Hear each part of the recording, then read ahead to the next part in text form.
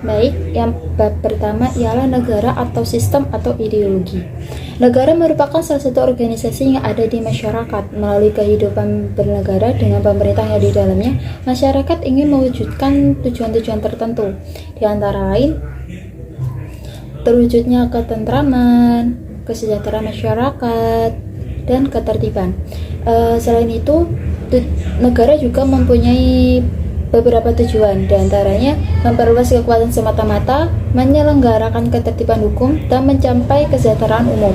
Dan juga ada beberapa unsur-unsur mutlak negara, yaitu unsur tempat, manusia, dan organisasi.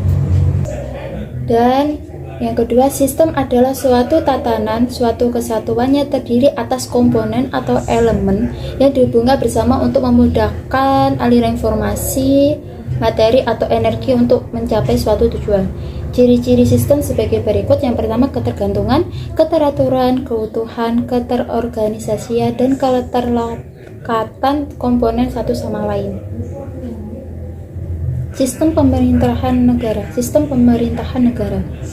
Secara umum sering terjadi percampuran dalam penggunaan istilah bentuk pemerintahan dan sistem pemerintahan, padahal dalam ilmu negara kedua istilah tersebut mempunyai perbedaan yang mendasar. Sistem pemerintahan dibagi menjadi 3 jenis, yaitu yang pertama, sistem pemerintahan parlementer.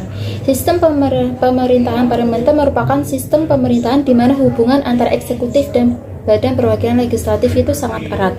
Dan yang kedua, sistem pemerintahan presidensial. Sistem pemerintahan presidensial ini merupakan sistem pemerintahan di mana eksekutif tidak bertanggung jawab pada badan legislatif.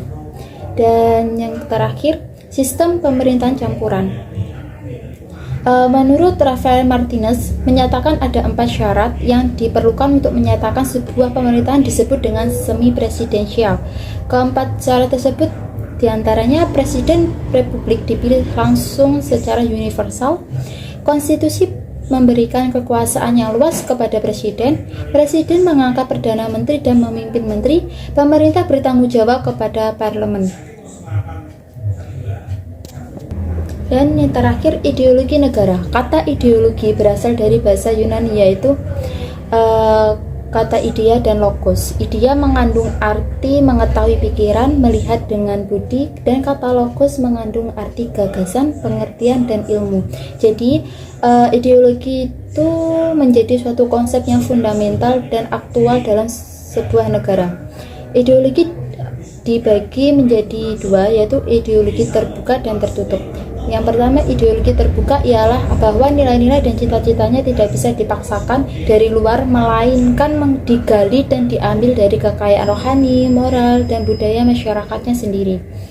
Dan ideologi tertutup yaitu ciri khas ideologi tertutup yaitu ideologi yang dianggap sebagai kebenaran yang tidak boleh dipersoalkan lagi, melainkan harus diterima sebagai sesuatu yang sudah jadi dan harus dipatuhi.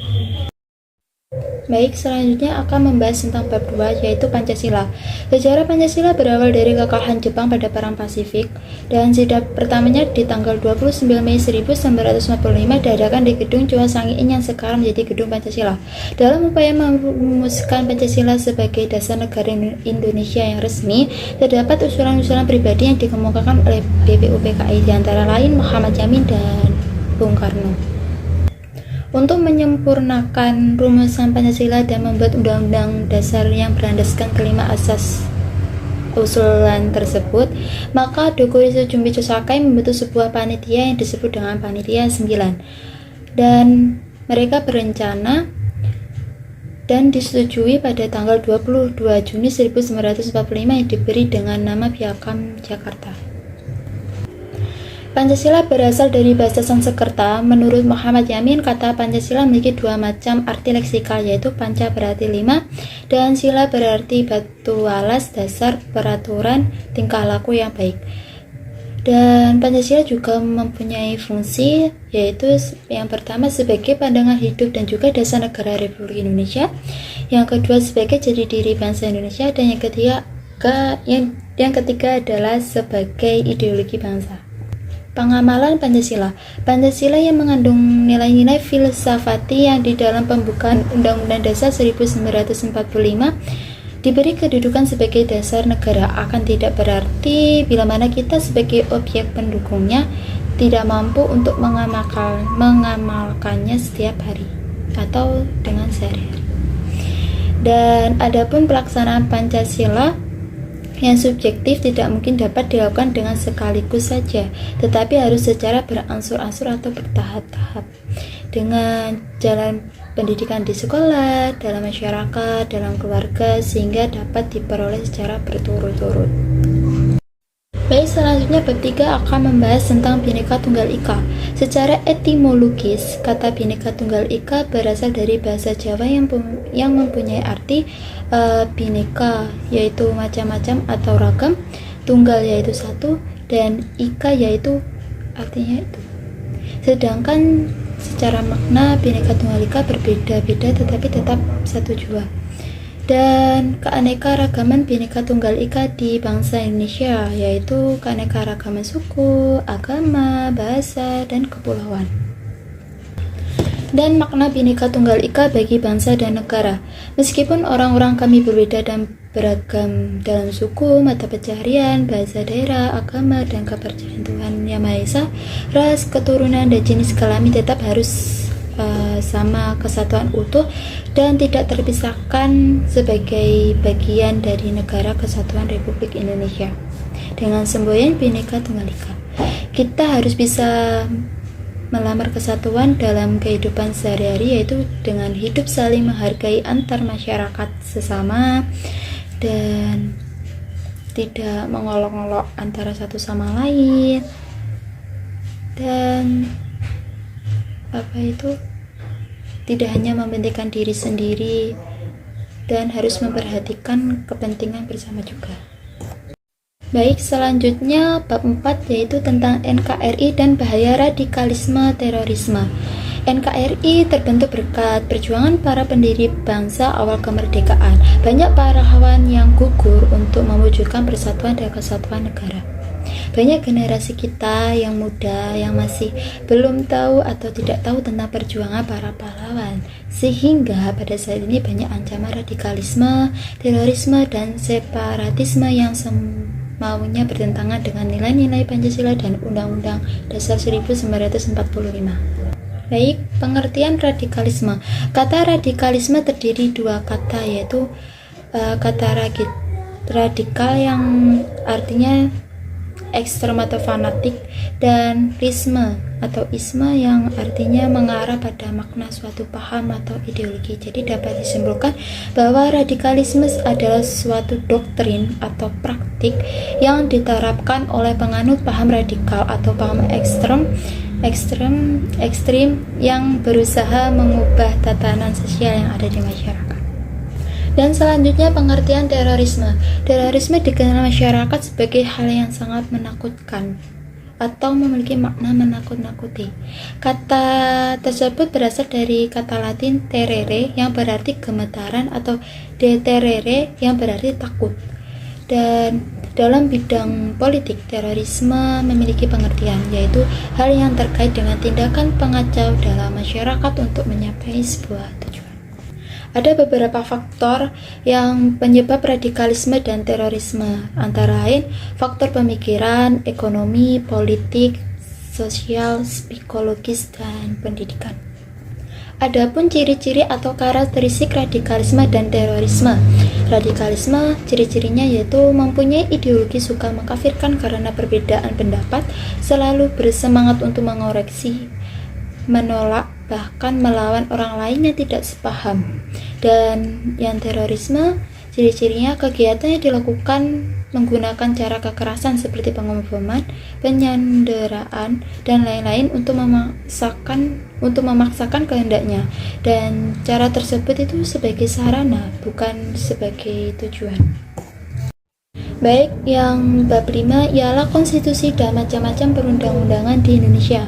Yang pertama, pengertian konstitusi. Istilah konstitusi negara berasal dari bahasa Prancis, yaitu constituer, yang berarti membentuk.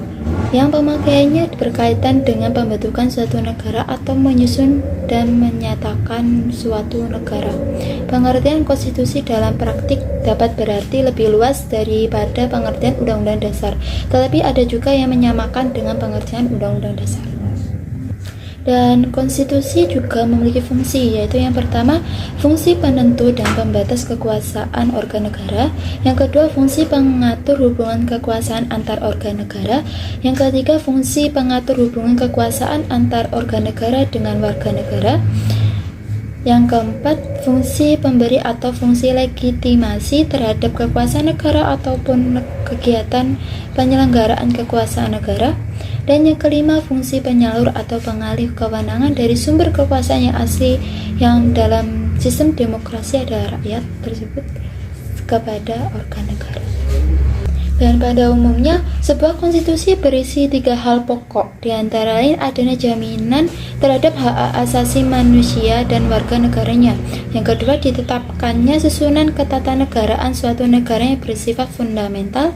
Dan yang ketiga, adanya pembagian dan pembatasan tugas ketatanegaraan yang juga bersifat fundamental.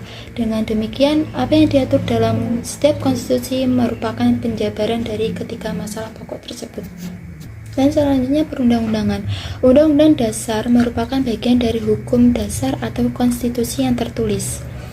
Dalam pengertian hukum ketatanegaraan, Undang-Undang Dasar diartikan sebagai dokumen negara yang memuat tentang ketentuan pokok yang digunakan dalam mengatur penyelenggaraan pemerintahan negara. Hal ini sama dengan pengertian Undang-Undang Dasar 1945, pada dasarnya menunjuk pada ketentuan tertulis yang digunakan dalam mengatur penyelenggaraan pemerintahan negara Republik Indonesia. Dalam negara Republik Indonesia, Undang-Undang Dasar 1945 ditempatkan sebagai inti hukum nasional dan Undang-Undang Dasar Negara Republik Indonesia merupakan peraturan hukum tertinggi yang digunakan sebagai dasar pembuatan peraturan yang ada di bawahnya, misalnya ketetapan MPR, undang-undang, peraturan pemerintah, dan keputusan presiden dan seterusnya. Dan di dalam pembukaan Undang-Undang Dasar 1945 juga terkandung 4 pokok pikiran yang digunakan sebagai cita-cita hukum bagi penyelenggaraan negara Republik Indonesia. 4 pokok yang terkandung atau pemikiran tersebut antara lain pokok pikiran negara kesatuan, pokok pikiran keadilan sosial bagi seluruh rakyat, pokok pikiran negara yang berkedaulatan rakyat, dan pokok pikiran negara berketuhanan yang Maha Esa menurut kemanusiaan yang adil dan beradab. Keempat pokok pikiran ini dijabarkan lebih lanjut ke dalam batang tubuh Undang-Undang Dasar 1945. Sebagai produk bikinan manusia, Undang-Undang Dasar 1945 bukanlah dokumen kenegaraan yang bersifat permanen sehingga tabu dan sakral untuk dirubah. Sekalipun Undang-Undang Dasar 1945 bersifat singkat dan supel, dia tetap memerlukan perubahan jika bangsa Indonesia memang menghendakinya. Dan jadi amandemen Undang-Undang 1945 bukanlah suatu hal yang diharamkan. Amandemen Undang-Undang 1945 berarti perubahan dan mengamandemen berarti merubah undang-undang tersebut. Jadi tidak diharapkan. Dan mengamandemen bukan berarti mengganti, melainkan peninjauan kembali dalam menambah dan memperluas isi atau ketentuan yang telah ada. Selanjutnya bab 6 membahas tentang identitas nasional. Istilah identitas nasional berasal dari kata identitas yang berarti jati diri, ciri-ciri atau tanda-tanda, sedangkan nasional berarti identitas yang melekat pada kelompok-kelompok yang lebih besar yang diikat kesamaan baik secara fisik seperti budaya, agama, bahasa, dan non-fisik seperti keinginan, cita-cita, dan tujuan. Identitas nasional Indonesia terbentuk karena rakyat Indonesia memiliki pengalaman sejarah dan penderitaan yang sama. Pada masa sebelum kemerdekaan, bangsa Indonesia memiliki pengalaman yang sama dalam mengusir penjajah yang membutuhkan pengorbanan bukan hanya harta, tapi juga nyawa, namun juga kehilangan sanak saudara yang dicintainya. Adapun juga unsur-unsur identitas nasional, diantaranya yang pertama pola perilaku, yaitu gambaran pola perilaku yang terwujud dalam kehidupan sehari-hari, misalnya adat istiadat, budaya dan kebiasaan, rumah tangga, hormat kepada orang tua, dan gotong royong. Dan yang kedua lambang-lambang, yaitu sesuatu yang menggambarkan tujuan dan fungsi negara. Misalnya lambang ini kan biasanya dinyatakan sebagai undang-undang, kayak misalnya seperti bendera, bahasa, dan lagu kebangsaan. Dan yang ketiga, alat-alat perlengkapan, yaitu sejumlah perangkat atau alat-alat perlengkapan yang digunakan untuk mencapai tujuan yang berupa bangunan, peralatan, dan teknologi, misalnya seperti candi, masjid, gereja, pakaian adat, teknologi bercocok tanam, dan sebagainya. Dan yang terakhir, tujuan yang ingin dicapai. Tujuan ini bersifat dinamis dan tidak tepat, seperti kayak budaya unggul, prestasi, dan bidang tertentu.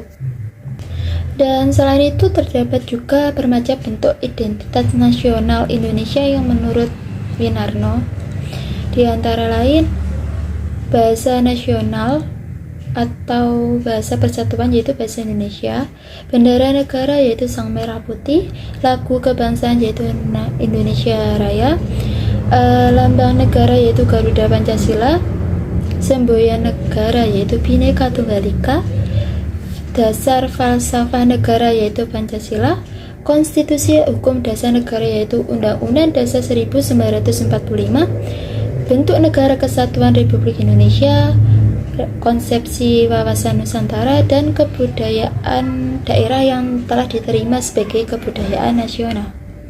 Keberagaman macam identitas nasional bangsa Indonesia harus disikapi dengan bijaksana, karena ini merupakan karunia Tuhan yang tak terhingga nilainya. Dan bangsa Indonesia memiliki lebih dari 1128 suku bangsa dengan perbedaan suku, agama, ras, dan golongan dapat memicu suatu konflik horizontal. Adapun beberapa penyebab konflik, diantaranya perbedaan individu, meliputi perbedaan pendirian atau perasaan, perbedaan latar belakang kebudayaan, perbedaan kepentingan antara individu dengan kelompok, dan perubahan nilai yang cepat dan mendadak dalam masyarakat. Ada pula faktor-faktor yang mendukung kelahiran identitas nasional bangsa negara, meliputi yang pertama faktor objektif, yaitu meliputi faktor geografis, ekologis, dan demografis. Dan yang kedua faktor subjektif, yaitu meliputi faktor historis, sosial, politik, dan kebudayaan yang dimiliki bangsa Indonesia. Dan yang terakhir, bentuk identitas nasional Indonesia, diantaranya bahasa Indonesia sebagai bahasa nasional atau bahasa persatuan, dan yang kedua sang merah putih sebagai bendera negara, yang ketiga Pancasila sebagai dasar falsafat negara yang berisi 5 dasar yang dijadikan sebagai ideologi negara Indonesia, yang keempat Undang-Undang Dasar Negara 1945 sebagai konstitusi hukum dasar negara, yang kelima bentuk negara ialah kesatuan Republik Indonesia yang berkedaulatan rakyat, yang keenam konsepsi wawasan Nusantara sebagai cara pandang bangsa Indonesia mengenai diri dan lingkungan, yang ketujuh kebudayaan sebagai puncak-puncak dari kebudayaan daerah.